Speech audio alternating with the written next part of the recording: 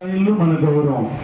బాపట్ల మున్సిపాలిటీలో శాంక్షన్ 3908 ఇల్లు గ్రౌండ్ చేసుకొని, అదేవిధంగా ఈ కాలనీ నుంచి వచ్చినటువంటి గృహిణులు, మూలపాలెం అర్బన్ ఏరియా కాలనీ నుంచి వచ్చినటువంటి మహిళలు అందరికీ కూడా నా నమస్కారాలు తెలియజేసుకుంటూ, ఇల్లు అనేది ప్రతి ఒక్కరికి కూడా ఒక కుటుంబానికి ఒక కళ.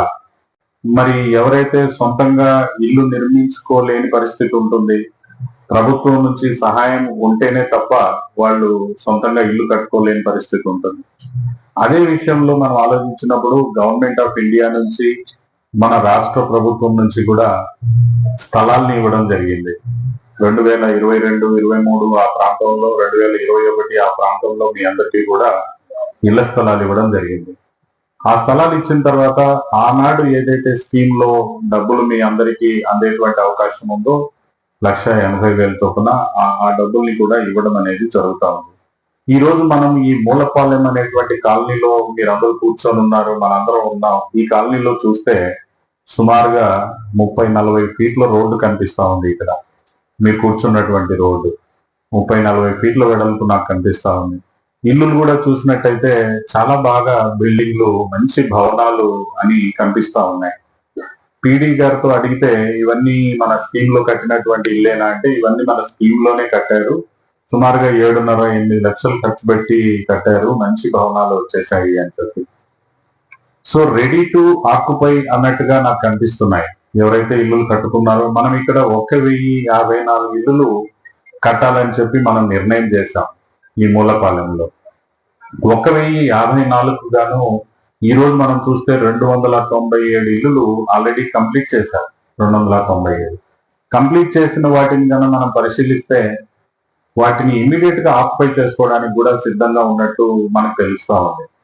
ఈ రోజు మనము ఈ సమావేశం మీ అందరితో ఈ రోజు ఎందుకు పెట్టుకున్నామంటే, రాష్ట్ర ప్రభుత్వం మన ఇల్లు మన గౌరవం అని చెప్పి ఈ రోజున, అంటే 28 సెప్టెంబర్ రోజున ఈ కార్యక్రమం రాష్ట్రంలో ఉన్నటువంటి అన్ని హౌసింగ్ లేఅవుట్లలో చేసేదానికి నిర్ణయం చేయడం జరిగింది.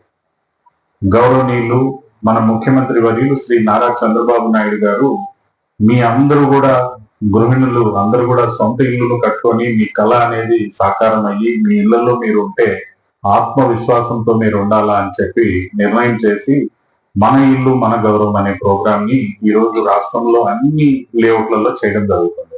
మరి ఈ మన ఇల్లు మన గౌరవం అంటే ఏం చేస్తే, దేనికోసం మనం వచ్చాం, మన ఎయిమ్ ఏంది, మన ఆబ్జెక్టివ్ ఏంది అని అంటే, ఈ మిగిలినటువంటి 700 మంది ఎవరైతే ఉన్నారో బేస్మెంట్ లెవెల్లో ఆగిపోయినాయి, రూఫ్ లెవెల్లో ఆగిపోయినాయి, లెంటల్ లెవెల్లో ఆగిపోయినాయి, మీ అందరికీ రిక్వెస్ట్ చేసి మిమ్మల్ని అందరినీ కూడా మోటివేట్ చేసి మీ 700 మంది కూడా, అంటే ఈ లేఅవుట్ ప్రకారం చూస్తే అట్లానే ప్రతి లేఅవుట్ లో కూడా కట్టుకున్న వాళ్ళు కాకుండా ఎవరైతే మధ్యలో ఆగిపోయారో వాళ్ళందరికీ మోటివేషన్ కల్పించి వాళ్ళందరి చేత ఇల్లు కట్టించేస్తే వాళ్ళందరూ కూడా వాళ్ళ సొంత ఇంట్లో కలకల్లాడుతూ వాళ్ళ ఫ్యామిలీతో దిగి చక్కగా ఉండాలనే ఉద్దేశంతోనే రాష్ట్ర ప్రభుత్వం ఈ రోజు ఈ ప్రోగ్రామ్ ని చేస్తా ఉంది, మన ఇల్లు మన గౌరవం.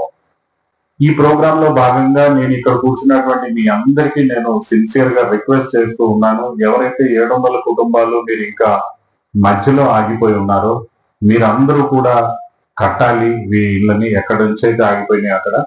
ఇక్కడ నేను బీడీ హౌసింగ్ డిపార్ట్మెంట్ కి ఒక ఇన్స్ట్రక్షన్స్, డైరెక్షన్స్ నేను ఇస్తూ ఉన్నా.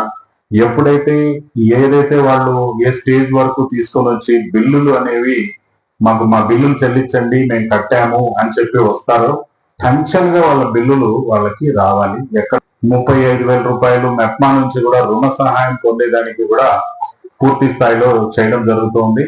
కమిషనర్ ఇక్కడే ఉన్నారు, ఇమీడియట్ గా మీకు ఆ రుణం అందే విధంగా టేకప్ చేస్తారు, మీకు అది డబ్బులు వచ్చే విధంగా చేస్తారు. సిఎంఎం లో అర్బన్ ఏరియా కాబట్టి 1,00,000 రూపాయల వరకు కూడా మీకు రుణం ఇవ్వడం అనేది జరుగుతా ఉంది.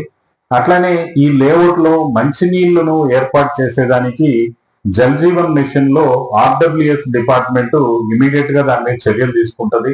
గత 4 రోజుల నుంచి నేను దీన్ని సమీక్షలు చేస్తూ ఉన్నాను. ప్రతి లేఅవుట్ లో కూడా ఎంత డబ్బు ఖర్చు అవుతుంది ఇంటింటికి కొల్లాయి ఇచ్చేదానికి, ఆ పైప్ లైన్ వేసేదానికి, వాటర్ సోర్స్ నుంచి అప్పుడు పైప్స్ వేసుకోవడానికి